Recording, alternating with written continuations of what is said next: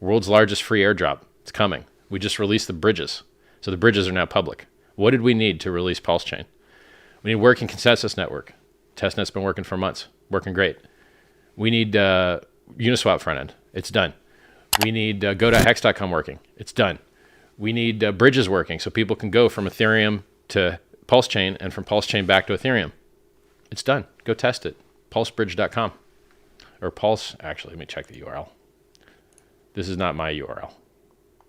This is volunteers that are hosting it. Pulseramp.com. Pulseramp.com. Sorry about that.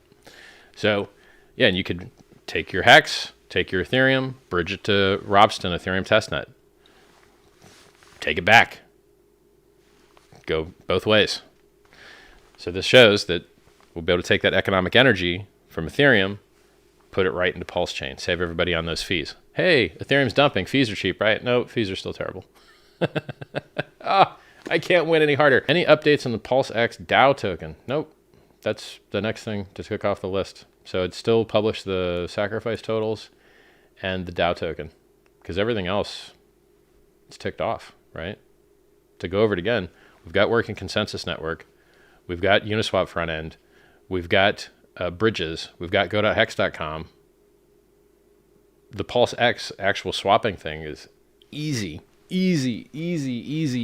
so easy. And so the only like non-easy thing, and we could even launch without it and add it later, but I prefer to just have it, earlier, is the incentive token and the DAO that controls it.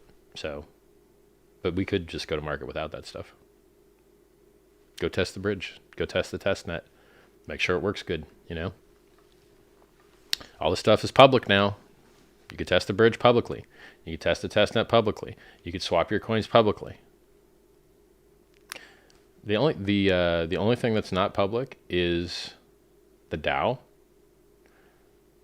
the inflating token, which I like to call the reward token or incentive token. Much better name than inflating token. By the way, most cryptocurrencies that have pumped very hard do inflate a lot. Ethereum inflates a lot. Bitcoin inflates a lot. They've done very well anyway, in spite of it. And then just changing those three parameters, the fee2 address, the fee2 setter address, and the platform fee in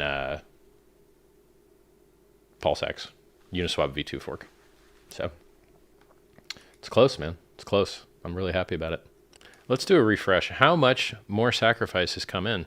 Mind you, these sacrifice numbers, these will include Cardano, about $3 million there, $1 million on Monero, 1.6 million on Litecoin, I think 400K on Bitcoin Cash, on the list. There's a lot of other coins, right? This website doesn't even measure this. So, neat. I think there's like 200K Doge. We support a lot of chains. 3 million in Cardano. We support a lot of chains. Okay, so it was 687, 622. Now it's 987, 622. Now it's 987, 657. So 35 grand was sacrificed in between the last time I hit refresh and now on just these chains. Pretty cool. Yeah, if you are going to sacrifice, you should do so before the rates go up. The rates go up 5% every day. So you get less for your sacrifice every day, assuming what you're sacrificing is the same value. Somebody says, can you explain who the buyer is for the incentive reward token? What's the purpose of buying it? I don't know, dude. Tell me the purpose of Dogecoin. It's a fork of Litecoin, which is a fork of Bitcoin. They changed the logo. There's no development. There's been no development for years. Number go up. That's most of crypto, the vast majority of crypto. So I'd like to give you some really awesome song and dance about, why the incentive token is so great, but haven't really developed one. Maybe if you've got some good ideas, maybe our picture of a dog will be better than their picture of a dog. I don't know, right? Not sure about that one yet. We'll see. I mean, in the end, I think the most technical answer to that is because there's likely to be liquidity for it, and the price is likely to move around. And the price is likely to move around in an upwards direction the more successful the other projects around it are. So if PulseX is very successful, Pulsechain is successful, Hex is successful, it gets more eyes on that token. They see that token moving around. And then the fact that it has liquidity and moves around is enough. That's enough for people. So you could incentivize the token with itself, by the way.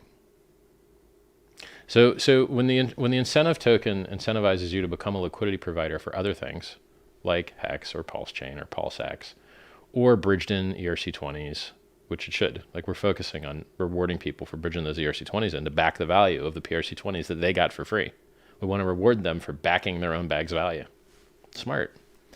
You could also, and are very likely to, incentivize either staking and holding or providing liquidity for that token itself. I mean, guys, we've seen this work over and over and over again. Like, this is, we're not using unknown parameters here. We know that these things do work. We've seen them work. We'll pretty it up and make it better, but like, I don't have a problem. Like, I think it's going to do well. So I think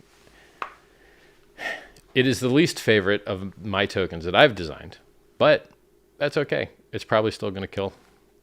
So, like, I was curious with the Pulsechain launch coming up. I saw the wonderful progress tonight. The public testing of the bridge and so forth. Mm-hmm. What are the other main things that you're wanting to get completed before you actually announce the launch of Pulsechain? Well, the only thing, I mean, look, we need to publish those numbers, and everyone's going to complain about the numbers. So that has to happen. And I need to personally go through and like look at each one and spot check it and have the community do the same, because we want it to be fair. We don't want anyone getting a free ride or, anything unfair going on in there. So that has to happen. And I could probably start partially releasing the lower overhead ones, like, so people could start working on it. Like, I could iterate, this chain, that chain, this chain, and work my way up from smaller to bigger, and the community could start working on that. And then, as I said, the Uniswap V2 fork PulseX.com is ultra insane easy to do. The only part that's complicated at all is choosing which DAO is going to manage the incentive reward token. But we could launch without that. Like, we could go early without that, and people are still going to have the rewards from bridging in their ERC and PRC20s as a liquidity provider. But I think that they're going to enjoy getting that extra reward token more. So, if it delayed mainnet launch by a couple weeks or a few weeks, I think it would be worth it to have that incentive token part complete. So, like, really, if it wasn't for the incentive token, I mean, you might be able to launch next week because everything's done, right? Well, I mean, you need those numbers, the sacrifice numbers, to get written to everybody. And then you'd want to, I'm definitely not doing mainnet until testnet is as close as possible to mainnet status. So we would do a V3 testnet where we just, everyone relaunches the servers with the new closer to the current time frame snapshot, right? So the snapshot we're using is from like 2 or 3 months ago. We use a more current snapshot, and then we write all the sacrifice balances and see how many hours that takes to write them all. And then, the AMM bot. I forgot about the AMM bot. I forgot about that, and it's a huge deal. Sorry, guys. The price fixer, AMM price fixer bot, ratio fixer bot, it has to be tested and written. So, oops. That's in the list. So the issue is, like, I have a roadmap. I have things I care about. I care about fiat on-ramp. I care about wallet. I care about NFTs. I care about margin trading. I do care about stablecoin. From my perspective, I would probably rather work on a fiat-backed stablecoin than an algo stablecoin, which I think these, like, because in the end, you have to bridge out to the real thing at some point, right? So let's say you have an algorithmic stablecoin. Okay, cool. Now you have to go bridge to real money at some point to go execute change at people that just accept the fiat currency, right? And so you're just kind of adding, someone at some point has to have a bank account with real dollars in it if you're going to pay the majority of bills people have, because the majority of stuff is sold for dollars. So, I mean, I would probably prefer a fiat-backed stablecoin over an algorithmic-based one. But look, I mean, some of these things I can parallelize, right? Like,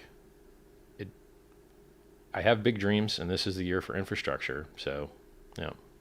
Can you explain how the reward token works as an LP? Sure. You become a Uniswap LP, liquidity provider, by depositing equal amounts of one token and another token. Bloop. So, for instance, you're bridged in ERC20 with your free PRC20 copy.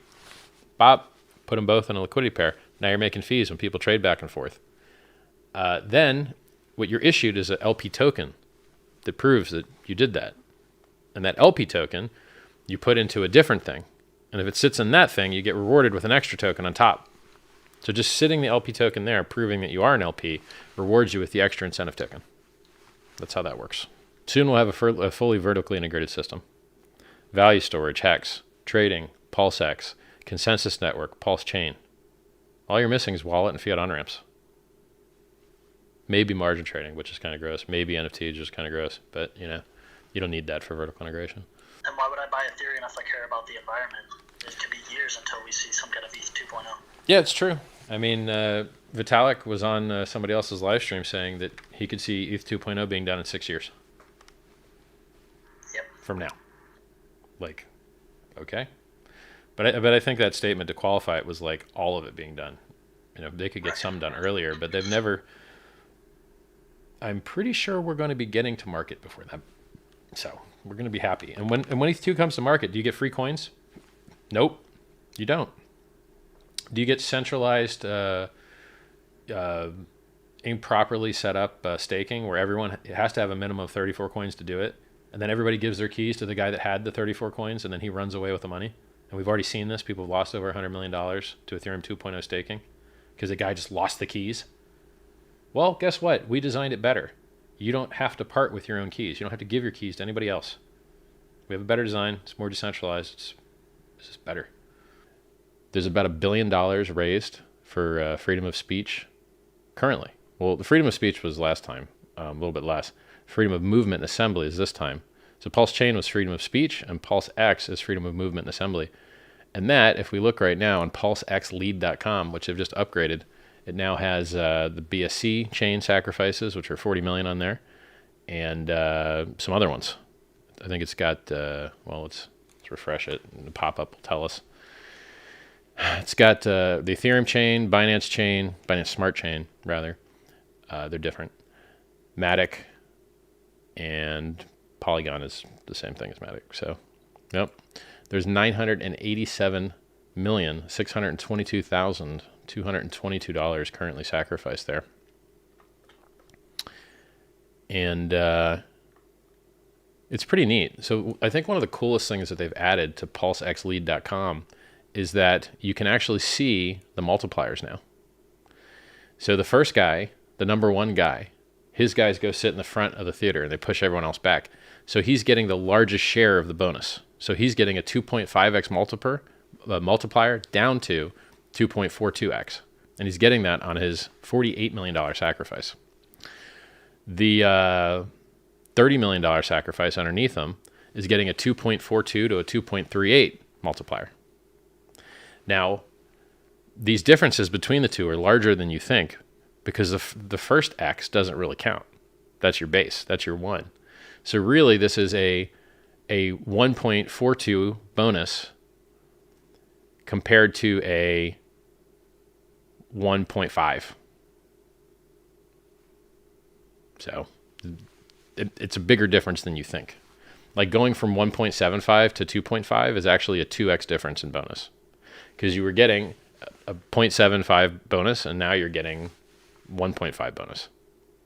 So you wouldn't think 1.75, you wouldn't think 2.5 is twice as good as 1.75, but it's literally twice the bonus. So pretty cool. And it's a really fair and equitable system. I think everyone gets what they deserve. I'm very, very, very happy with the design. I'm unaware of any other system that is incentivized in this way. It's really beautiful. I'm very, very proud of this game theory. It's amazing. And maybe that game theory is part of the reason that about $1 billion has been sacrificed so far. Could be that good game theory. Could be. Could be that people love freedom of assembly and freedom of movement. Who knows? Hey, Richard, good morning. Conrad, quick question for you. Yeah, go ahead. On the launch of Pulsechain, the timing of this is that the only DEX that's going to be operable will be PulseX. No. And then No. Every single DEX comes over with the fork. Uniswap. I mean, when you're using the Uniswap front end right now on the testnet, you're using the real Uniswap fork. So right now there isn't a PulseX on testnet, but there is a Uniswap front end on testnet. So you will have a working Uniswap front end on Pulsechain at launch. But the issue is that the automatic market maker harvester bot is going to empty basically all of the PRC20s out of that system. So people are going to have to add fresh on that side, We left off with the dude asking about the different exchanges that will launch on Pulsechain at launch. Could you finish the question, or did I answer it already? We didn't hear the answer, Richard. You were talking about all the DEXs porting across. Well, so right now you can use Uniswap on the Pulsechain testnet now. And so that comes over, but it gets emptied of its PRC20s by the harvester bot at launch to million X all the prices to equalize the market caps, the virtual market caps, because there's about a 1.2 million X increase on the supply of Pulse. And so it virtually has a 1.2 million X higher market cap. And so you need a 1.2 million X the virtual prices of all the other PRC20s to make everything level. And so it empties out all the PRC20s, mints a little bit of PLS in order to equalize the ratios. So you'll have Uniswap and all the other AMMs come over. We know there'll be a Uniswap front end. We don't know about other front ends for other systems. But yeah, PulseX won't be the only one, but it'll be the one with the vast majority of the liquidity, because the other AMMs are getting emptied. They're getting emptied to their PRC20s because the PRC20s are kind of on offer at a million X misprice. Yeah. And then the bridge, the timing of the bridge coming across, you're saying that that won't be operable on day one. Is that correct? Yeah, we want to lock in that $0 cost basis for the airdrop for everybody. And so we prefer there to be no value for the coins. We prefer them to launch at 0.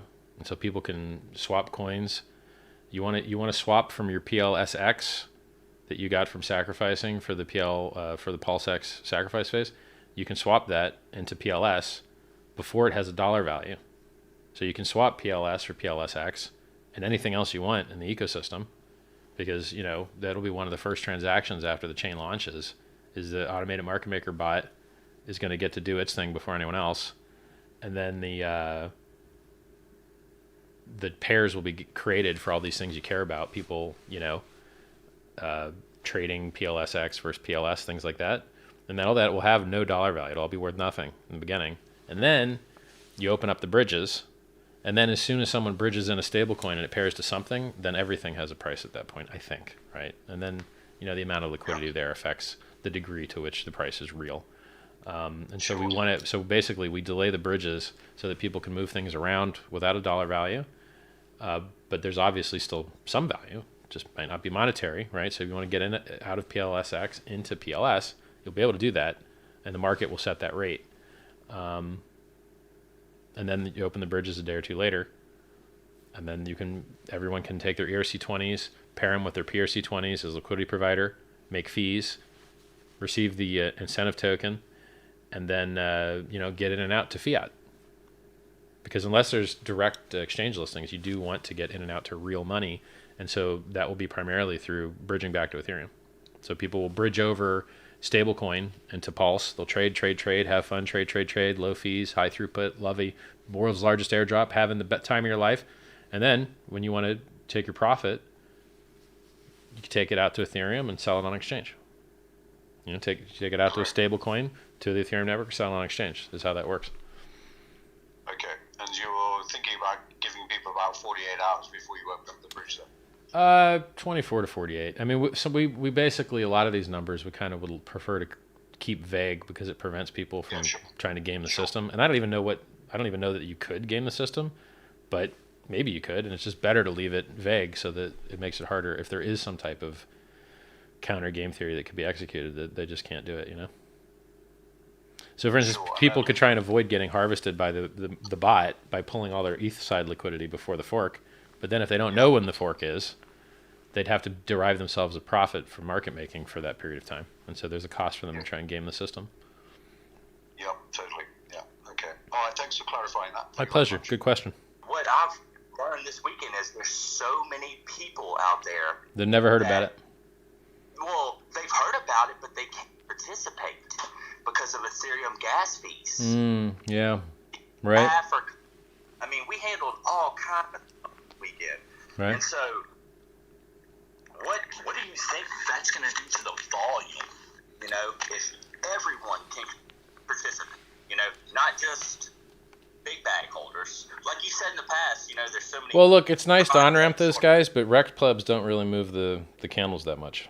It's the whales that move the candles. So it's nice to dream of a socialist world where the little guy gets to make it, but in the real world, the big guys are the people that create new industries. The big guys are the people that can afford to lobby and change laws. The big guys are the guys that double the price on a candle. You know, you look at the God whale that, you know, the first time I saw the hex price ever double on a candle was when the God whale did it. That's how he got his name. And then he staked it for 15 years. And you're like, yeah, that's it. This guy doubled the price on a candle and then staked it for 15 years. That's it. That you can't get a better user. Now, do you think a bunch of guys in Africa are going to be able to double the price and then stake it for 15 years? It ain't happening, man.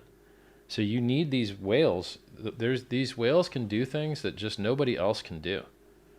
You know, look at Elon Musk, right? Elon Musk is a laugh, promotes terrible technology. Terrible technology. He promotes great space technology. He promotes great transportation technology.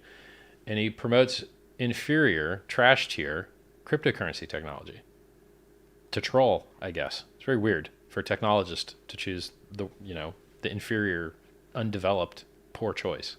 But look, you know, when you have 20 million plus followers, if you send a tweet, things happen, you know? If he says something's good, tends to go up. If he says bad, tends to go down. That's what having 20, you know, being the world's richest guy and having 22 million followers does. So it's good that you guys are out there making the impact with, because look, you know, those little guys, they do have the ears of big guys sometimes. It does matter. But like in the end, the whales matter most. It is the case. One thing that stood out to me is, like with the PulseX burn and buy feature, you know, if you've got the volume coming in 5 times what we've ever seen. Well, just remember the buy and burn feature was deprecated because it couldn't be built to be automated. And then it had to be changed to something that would happen to something that could happen. So you can't, because of securities law, you can't have expectation of profit from the work of others.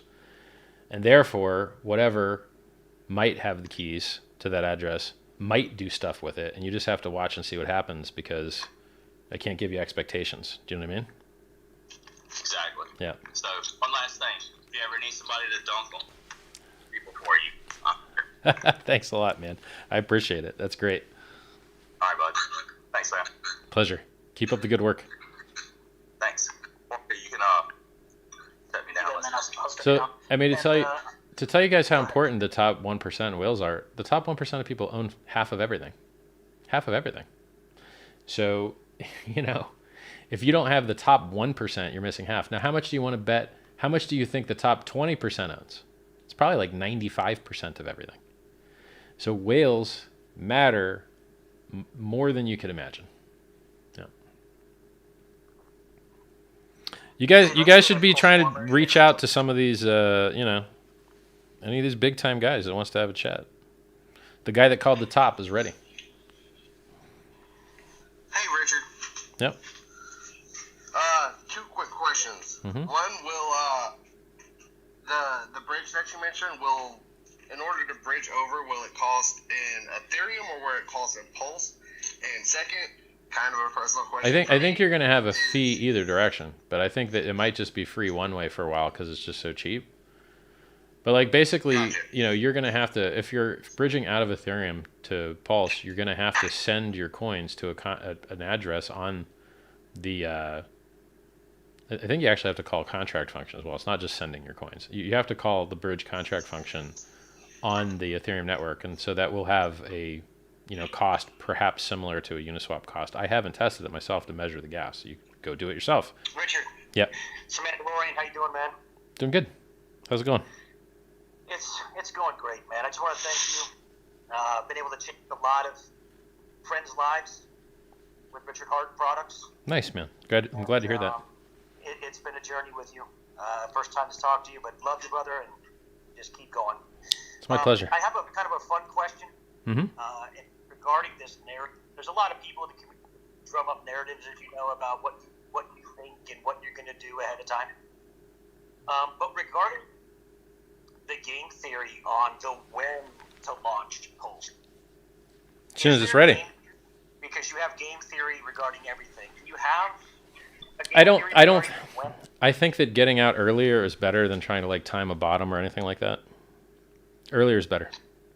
So as soon as it's ready, we do it. I'm not waiting for some price point and any other thing. I'm not doing that. Getting to market faster is better. Perfect. I mean, it is convenient to launch in bear markets because your price chart looks better because you launch lower and then it's easier to go higher. So for price chart bragging, it is nicer to launch during bear markets. But it's even nicer still to get to market quicker and on-ramp more users. So I would prefer to launch as soon as is safe to do so rather than try and market time. That's all I needed to know. My pleasure, man. Thank you. All right. Okay, I won't waste your time. All right. This is Mello, Crypto Pulsinator. Nice. Big on adoption. What's up, Richard? Pleasure. Nice to finally meet you. Thanks, man.